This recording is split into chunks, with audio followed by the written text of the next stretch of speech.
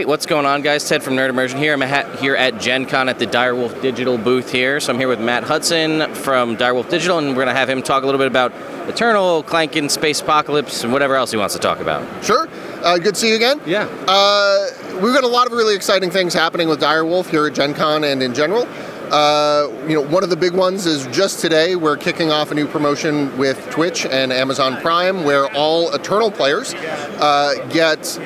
are also Twitch Prime subscribers get 33 packs, exclusive premium avatar, and exclusive premium card back, all for free with your Twitch Prime subscription. It's a really exciting opportunity, and it's a way to welcome a lot of new players into the game who aren't familiar with Eternal yet. Sure. And how long is that? Do you know how long that promotion's going to run? It'll be running for a few weeks throughout the rest of the summer. And as part of that, we're also going to be giving away a bunch of Twitch Prime subscriptions to people who tweet using the hashtag Eternal on Twitch. Throughout GenCon, we'll be doing drawings every day for anyone.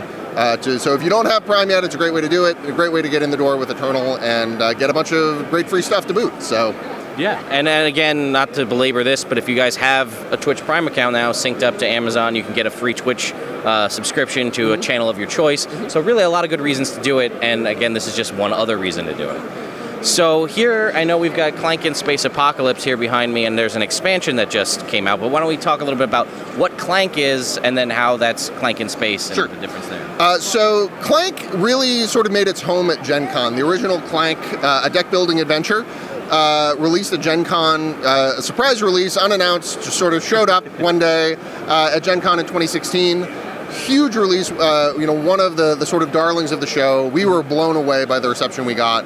And from there, it's really sort of launched Clank as a game, right? There's now been 2 expansions for the base game Clank, Sunken Treasures and The Mummy's Curse. And last year at GenCon, the first standalone new Clank product, Clank in Space, a kind of sci-fi, romp through the galaxy on board a evil cyborg alien starship, released. And now Clank in Space Apocalypse is the first expansion for Clank in Space. So in Apocalypse, you are a thief trying to steal treasures from an alien spaceship and also avert the end of the world, your world, many worlds, it depends. All right. The big twist in Apocalypse are what are called scheme cards, where the evil Lord Erraticus has set in motion many schemes throughout the galaxy, and as your game unfolds, his schemes sort of advance. And as you're doing your normal clanky things, trying to get rich or die trying, you also have to kind of keep one eye on the prize of, is Erraticus going to end the world in the meantime? So there's this kind of additional mechanic of how much progress do you allow him to make on his schemes, because you can spend resources to set him back and oppose him. So it kind of adds another layer, especially when you get into the question of, with 4 players sitting around the table, all the schemes are different. There's a bunch that come in the box, and maybe some of them aren't as bad for you as they are for me. So it becomes a question of well, maybe I let him destroy the resistance, because that's going to be way worse for you. And you're still trying to, find your way to sneak and cheat your way to victory, as any good thief would. So there's a lot of fun there. It'll be in game stores in the next couple of weeks. We're doing the first sort of world premiere release here at GenCon. Can people pick it up here at GenCon? Yes, a number of pre-orders that people pre-ordered through Renegade. They do have some number for sale. And here in Direwolf, as the designers and co-publishers, we're running demos and giving away some con swag and promo cards and pins and things like that. Yeah, so it looks like you've got 3 tables set up here for demos. I know a lot of people have actually, since I've been here, come up about these pins. Yes. So why don't we talk a little bit about those, because people are all I don't know if we can see this. Whoa. Yeah, we can focus ourselves in here. Through the power of B-roll. Yeah, there we go. So this is the Whiskers pin, part of the new GenCon Pin Bazaar, where different games and different companies have collectible pins that get distributed through GenCon. For us, people who are interested in a Whiskers pin, if you come by the Direwolf booth, play some Clank and Space Apocalypse, anyone who scores points in the demo walks off with a pin. The idea being that you need to survive the starship if you want to get rich. Sure. So if you score points in the demo, you can get a Whiskers pin, and we'll have them throughout the show all weekend. And just, I guess, as a point of clarification, I'm going to get myself back in frame again. For people who don't know, well, one, Clank in Space is pretty much no different base mechanically than regular Clank, correct?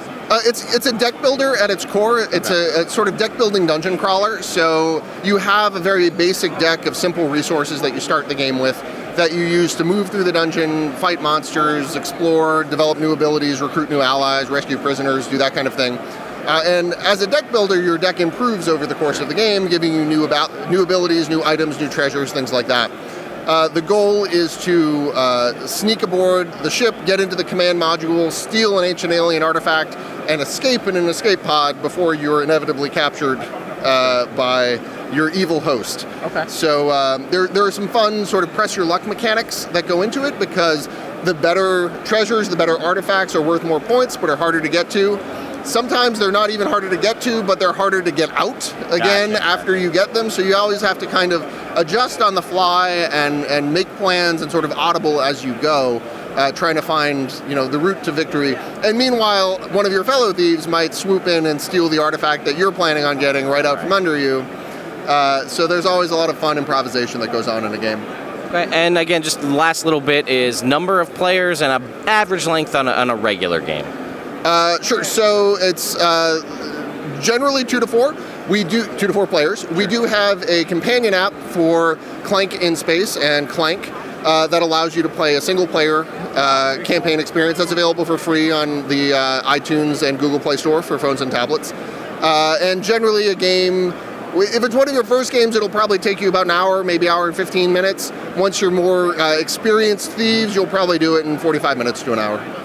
Awesome. Well, thanks again, Matt. I appreciate it. It's good to see you. Maybe we'll see you at PAX Unplugged in the fall. We'll see. We'll see. There's a lot of road between here and there, and we're trying to figure out what our next releases schedule are gonna be looking like. But we have a bunch more exciting stuff coming down the road, and we'll be happy to see you in the future when we do. All right. Well, thank you very much, and I'll see you guys at the next interview.